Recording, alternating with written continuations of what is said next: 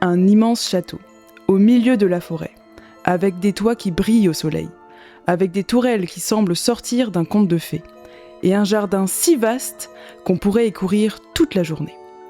Bienvenue à Chambord. Mais sais-tu que dans ce château, il y a un escalier magique, inventé par Léonard de Vinci lui-même. Oui, ce fameux Léonard de Vinci. Aujourd'hui, je vais t'emmener découvrir ce secret. Tu me suis ? Léonard de Vinci, tu le connais sûrement.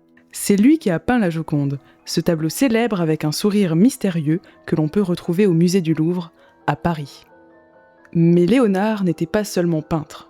Il aimait toucher à tout, inventer des machines volantes, dessiner des ponts, imaginer des bateaux, construire des bâtiments. C'était un inventeur, un ingénieur, un architecte, bref, un vrai génie. À la fin de sa vie, il s'installe en France après avoir été invité par le roi François Ier. C'était un roi très curieux et friand de nouvelles inventions. Il trouvait Léonard extraordinaire et il voulait qu'il apporte toute sa créativité au royaume. On raconte que cet Italien, bien connu pour son béret et sa longue barbe blanche, impressionnait tout le monde rien qu'en entrant dans une pièce. Léonard aurait plus de 500 ans aujourd'hui et pourtant, il continue de nous émerveiller. Il ne verra jamais le château achevé, mais il aura contribué à sa magnificence avant de finir ses jours à Amboise, en France.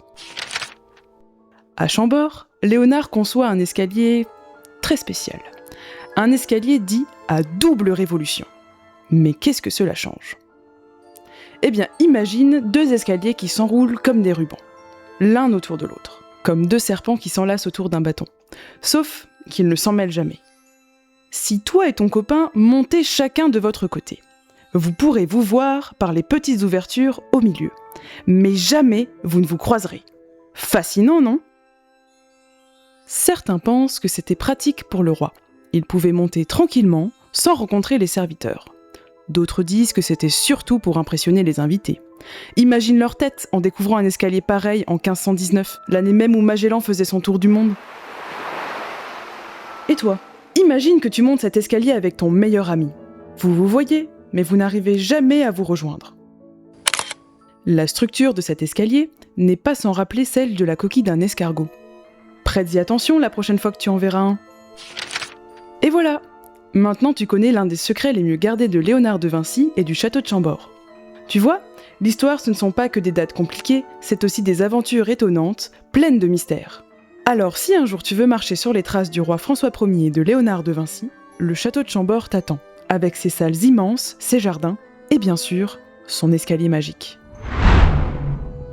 Es-tu prêt à rejoindre l'équipe des petits historiens ? On t'attend la semaine prochaine pour une nouvelle aventure.